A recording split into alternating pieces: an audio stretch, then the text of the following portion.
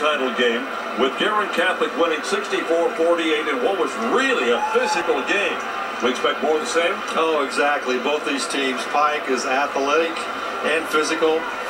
Carmel's not quite as athletic, but they have the bodies to play, and they love to play a very physical game. So the big question mark is whether or not the officials are going to allow him to play that way. And they let him play in the 3A game.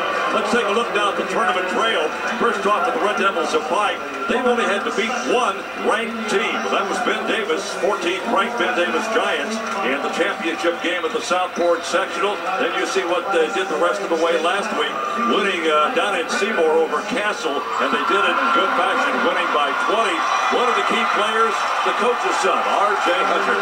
Hard to solve their team. He does a little bit of everything for him. He's their leading scorer, one of their leading rebounders, and you don't want to foul him and put him at the line because he's deadly at 85%. And when I say coach's son, not this coach's son, but he is a coach's son. His father, of course, formerly of IUTUI, now down at Georgia State.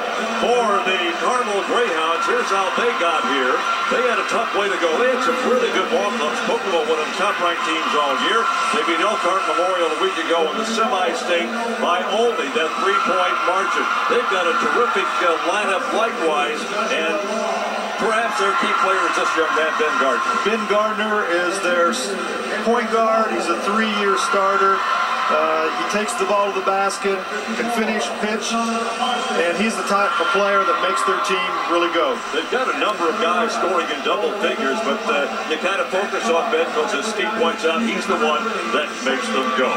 So there you've seen the ball clubs on a contend for the 4A championship. We're back to meet the teams. The starting lineup to the opening tip in just a moment.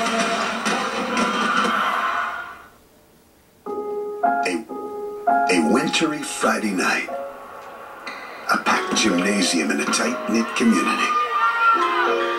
A shot taken. History made. A state of delirium? No. The state of Indiana. High school sports. Pure spirit, pure sport, pure Indiana. This message brought to you by the Indiana High School Athletic Association and the high schools in your community. A lot of people think that ADD is some sort of death sentence, while other people think it's nothing at all. It's completely made up, not an issue. We know for sure this is a disorder that will hurt you. Now, have I had to learn strategies to deal with the downside? Sure. But those are learnable.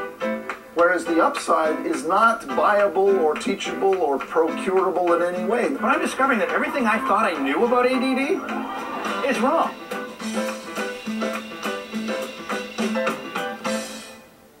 We're all concerned about our health, and we should be. What would you say if I told you I had a secret? A simple, easy way for you to get healthy and to release untapped internal energy. I am going to reveal to you the tools you need to navigate the road to perfect health.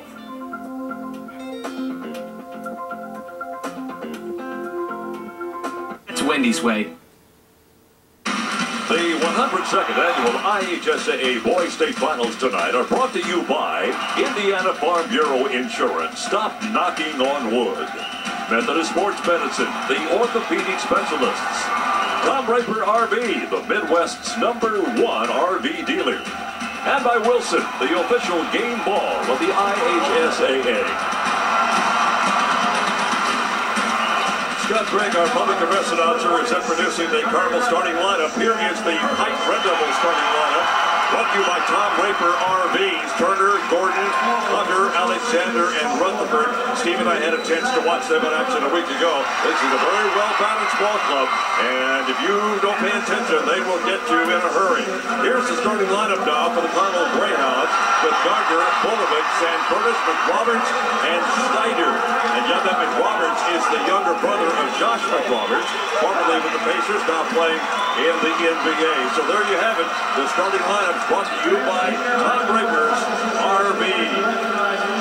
We mentioned the ball clubs As you take a look at the coaching staff, first off for Carmel, Scott Henny, second year at the school, 32-17, a 248 and 144 career record in 17 years. That's Bill Zick over there on the sideline you're looking at right now. Bill is 38 and 12 in the second year at the school, and a 294, 263 mark in 25 years overall. Two really good coaches. They really are. They both have done a great job with their basketball programs. It's going to be fun to watch this game. I mentioned the balance in scoring. Pike, of course, with a number of guys in double figures. Turner at 14.8, Hunter at 20.5. And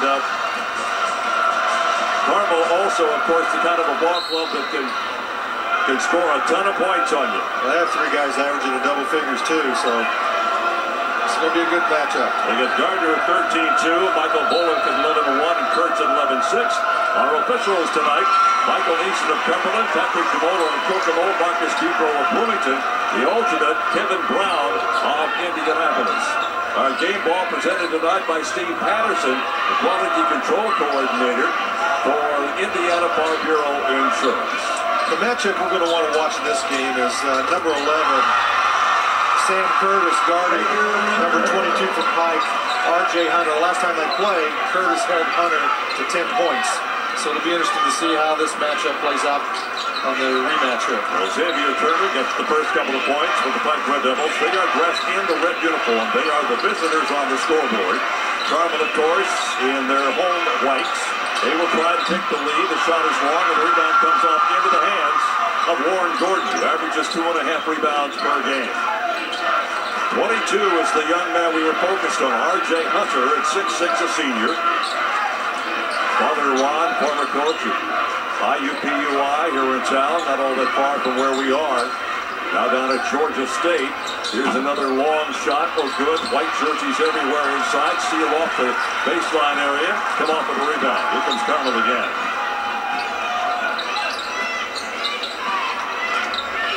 Greyhounds, Pike. Really, Steve, to be perfectly honest, this is not a matchup many folks prognosticated on about 3 weeks ago. Well, Carmel came out of probably one of the toughest sectionals in the state, and a lot of the so-called experts probably predicted Hamilton Southeastern to come out of there, but and maybe Lawrence Central or Ben Davis may be coming out of the route that Pike had to come through. Here are your keys to the game. Pike likes to play that aggressive defense, so they're looking to force as many turnovers as they can, and they want to play an up-tempo game. Here's the three-point shot of the inbound play from Sam Kurtz. And that's not surprising. He's the top three-point shooter on the Carmel Greyhounds ball club. That's 79 on the year. Steve, he shoots 45% from outside. He can fill it up from three-point range. He's a big part of their perimeter offense, and Pike's got to really keep an eye on him tonight. So the first lead change in the ball game now with Carmel going on top 3-2 as the game is just getting underway. Hunter throws an air ball up there, but it's out of bounds and last touch by the Carmel Greyhounds. Keys to the game now for Carmel. Well, Carmel's going to have to take care of the ball against the aggressive defense for Pike, and then they're going to have to defend the dribble drive of Pike. Xavier Hunter is really difficult to handle that dribble drive offense, and they've got to control him. Here he is, RJ right down the lane.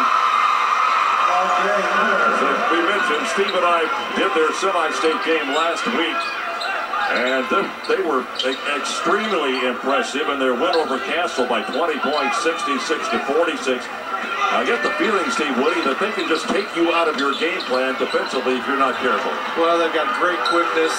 They've got long arms. They play a great job of playing defense with their feet. Here's force a lot of turnovers. Pull-up jumper from the free throw line by Michael Bolton. And he has his first 2 points, and the lead exchanges one more time. That's one of those 50-50 plays that could have gone either way. Pike got it. Excuse me, Carmel got it, and they were able to finish. I remember last week, Steve, you talking about that in the semi-state. Those 50-50 balls are really important in this kind of a game. Well, anytime there's a loose ball, either team has an opportunity to get it, and you want to get more than your share of the 50-50 turnover or the loose balls. One of the shortest guys out there, 5'9", Michael Bolovic comes off with the rebound. Shots off the mark at the other end of the court, and the rebound snared by Warren Gordon quickly up court.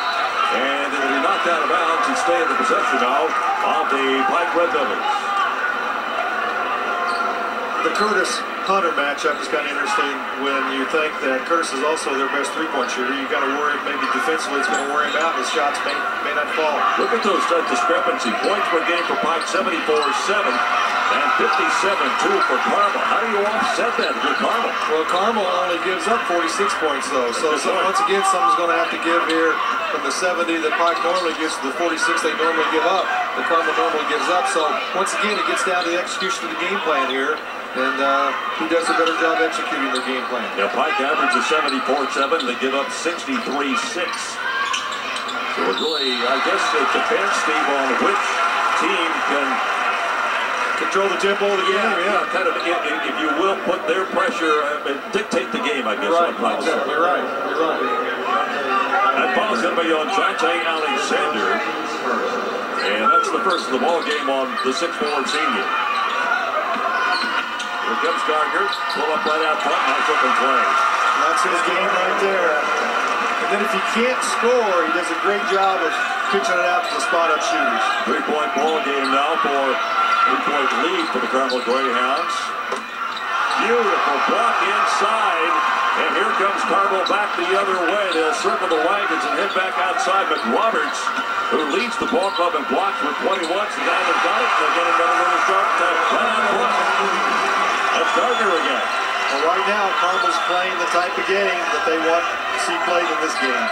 5-point ball game, 9-4, 3.5 to go here in the opening quarter. 4A championship.